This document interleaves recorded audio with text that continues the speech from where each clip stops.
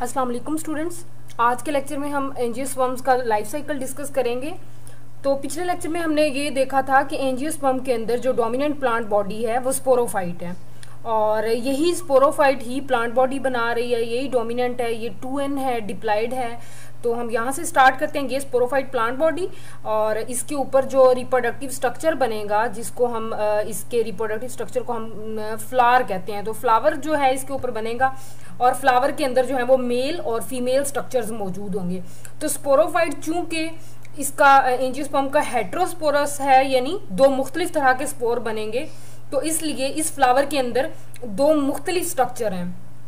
यहाँ पे ये स्टेमन मौजूद है जिसके जो कि मेल स्ट्रक्चर्स हैं, इनके अंदर मेल स्पोर्स बनेंगे जिनको हम माइक्रोस्पोर्स या पोलन ग्रेन्स कहेंगे। और ये सेंट्रल पार्ट, ये वाला जो हमने कहा था, ये बाहर वाले तो नॉन जेंशियल पार्ट थे ना, और ये अंदर वाले रिप्रोडक्टिव पार्ट, या हमने इनको जेंशियल पार्ट्स कहा था, स्टेमन और कार्पल को। तो ये जो सेंटर में है कार्पल, ये फीमेल पार्ट है और इसके अंदर जो है जो फीमेल स्पोर्स हैं जिनको हम मेगा स्पोर्स कहेंगे वो बनेंगे। अब हम पहले मेल स्पोर्स को देखते हैं। तो ये जो स्टेमन है इसके दो पार्ट हमने पढ़े थे, ये इसका फिलामेंट है, ये ऊपर इसका एंथर के ये जो लोब्स हैं इनके अंदर माइक्रो स्पोरेंजिया बनेंगे। ठीक है, माइक्रोस्पोरेंजिया वो स्ट्रक्चर्स होंगे जिनके अंदर बाद में माइक्रोस्पोर्स ने बनना है। तो ये माइक्रोस्पोरेंजियम और इसके अंदर माइक्रोस्पोर मदर सेल होंगे जो डिवेलप होके माइक्रोस्पोर्स बना देंगे। इन माइक्रोस्पोर्स को ही हम पोलन ग्रेन भी कहेंगे। अच्छा, अब इनके अंदर जो है इस पोलन ग्रेन के अंदर या माइक्रोस्पोर के अंदर एक जनरेटिव सेल होगा, दूसरा ट्यूब सेल जिसको कहीं वो वेजिटेटिव सेल भी दिखाया हुआ है। तो ये जो जनरेटिव सेल है, जनरेटिव उसके नाम से जाहिर हो रहा है, अभी वो डिवाइड करेगा और दो जो है वो मेल गैमेट्स बना देगा जिनको हम स्पर्म कहेंगे। ठीक है, ये दो स्पर्म इसने बना दिए और ये ट्यूब न्यूक्लियस और ये पोलन ट्यूब जो है बन जाएगी। यहाँ पे स्पोर की जो दो वॉल होती हैं, इनर वॉल इंटाइन और आउटर एक्साइन, तो जो इंटाइन है वो ग्रो करके पोलन ट्यूब बना देगी। और अब इस स्टेज के ऊपर हम इसी माइक्रोस्पोर को मेल गेमिटोफाइट कहेंगे। ठीक हो गया। इसके बाद अब हम यहाँ से फीमेल को देखते हैं। तो ये फीमेल पार्ट जिसको हमने सेंट्रल वर्ल कहा था, तो ये कंसिस्ट कर रहा था स्टिग्मा पे, स्टाइल टिप स्टिग्मा, और ये ट्यूब लाइक पार्ट जो है इलोंगेटेड पार्ट ये स्टाइल, और ये बेसल स्वोलन पोर्शन ओवरी। इस ओवरी के अंदर यहाँ पे ये ओव्यूल मौजूद होगा और ये ओव्यूल की ये जो स्टार्क है इसको हम फ्यूनिकल कहेंगे। इसका जो पॉइंट ऑफ अटैचमेंट है ओव्यूल के ऊपर उसको हम हाइलम कहेंगे। ओव्यूल बेसिकली ये इसको सराउंड कर रहा है, ओव्यूल को कवरिंग मौजूद है इसके जिसको हम इंटेगुमेंट कहते हैं। और इसका इनर पोर्शन जो है वो न्यूसिलस कहलाएगा, सारा इनर पोर्शन। यही न्यूसिलस बेसिकली जो है वो मेगास्पोरेंजियम है जिसके अंदर बाद में मेगास्पोर बनने हैं। तो यहाँ पे इस तरफ एक ओपनिंग मौजूद है जिसको हम माइक्रोपाइल कहेंगे और यहाँ से जो है वो पोलन ट्यूब अंदर एंटर होगी और फर्टिलाइजेशन होगी। और इसका जो ऑपोजिट एंड है ये वाला माइक्रोपाइल जहाँ पे ओपनिंग मौजूद है, दूसरा वो चेल्जल एंड कहलाएगा।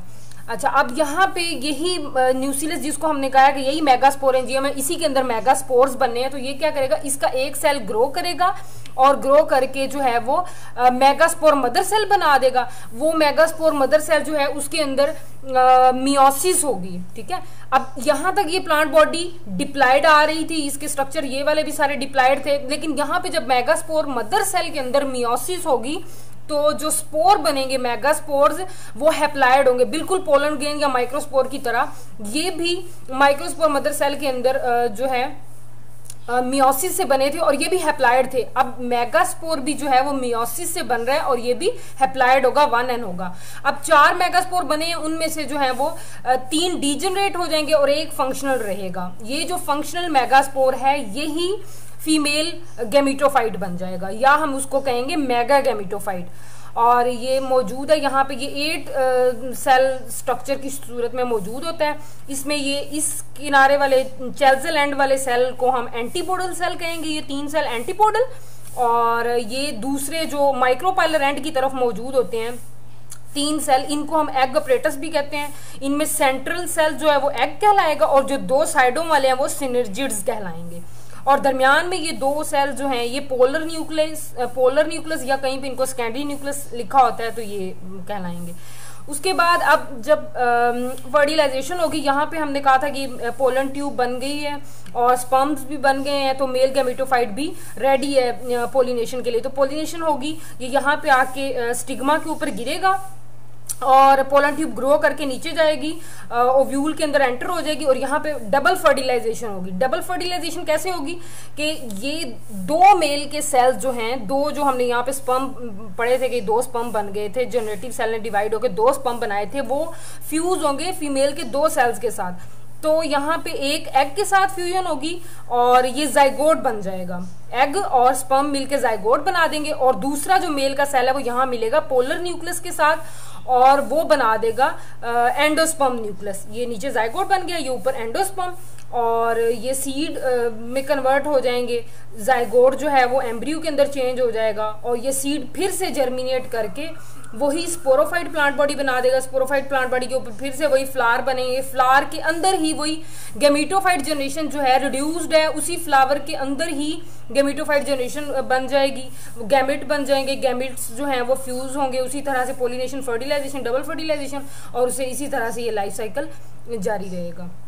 तो ये अल्टरनेशन ऑफ जनरेशन है, यानी स्पोरोफाइट जनरेशन बन रही है, फिर गैमेटोफाइट, फिर से स्पोरोफाइट और फिर गैमेटोफाइट। और गैमेटोफाइट जो है वो हैप्लाइड है, 1n है, इनकंस्पिकुअस है, हमें नजर नहीं आती। स्पोरोफाइट प्लांट बॉडी इतनी बड़ी है, ये हमें नजर आता है। इसके ऊपर स्पोरोफाइट प्लांट बॉडी के ऊपर फ्लावर्स बनते हैं, डोमिनेंट है, डिप्लॉयड है, ये सारी चीजें आपने याद रखनी है।